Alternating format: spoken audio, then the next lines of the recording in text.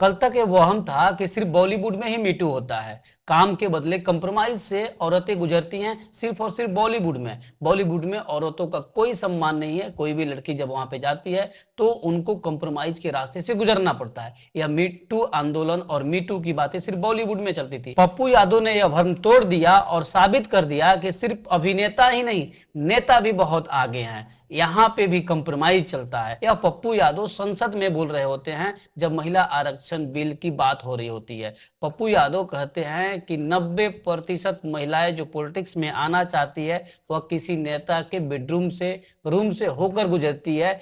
और इसके अलावा यह भी कहते हैं कि 80 से 90% जो पॉलिटिशियन होते हैं वो पॉर्न देखते हैं।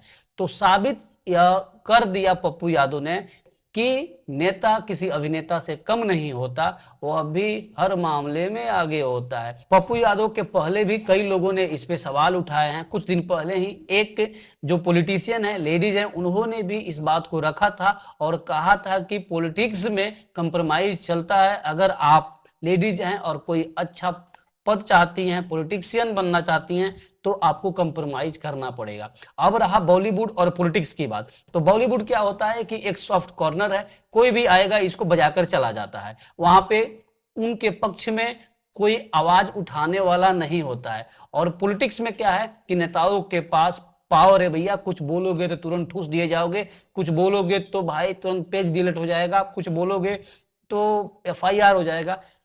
पावर है, पावर पावर की बात है। तो यहाँ पे पावर है तो कोई कुछ बोल नहीं पाता है। लेकिन अगर यही बॉलीवुड की बात होती तो भाई अभी तक तो तहलका मच गया होता। पप्पू यादव के इस बयान के बाद नेशनल टीवी और सोशल मीडिया पर घमासान तो मचाई है, लेकिन अब इसका घमासान बिहार में भी देखने को मिल रहा है। क्योंकि बाहुबली नेता अनंत सिंह ने कहा है कि पप्पू यादव को कुछ बोलने से पहले सोचना चाहिए, क्योंकि उनकी भी औरत सांसद है, राज्यसभा से सांसद है और वो भी पॉलिटिशियन है, तो उनको सबसे पहले अपने घर में झांकनी चाहिए। पप्पू यादव का इस पर तो अभी कोई जवाब नहीं आया है, लेकिन जिस तरह उन्होंने संसद भवन में महिला आरक्षण के बिल के समय उन्होंने महिलाओं के लिए यह बात बोला, उसको लेकर महिला संगठन के लोग भी उनके ऊपर नाराज हैं, एफआईआर कर रहे हैं और उनका कड़ा विरोध कर रहे हैं। जबकि देखा जाए तो यह बोलने के लिए हिम्मत चाहिए। किसी पॉलिटिशियन में ऐसा हिम्मत नहीं है जो इतना कड़वा सच सबके सामने लाकर रख दिया हो।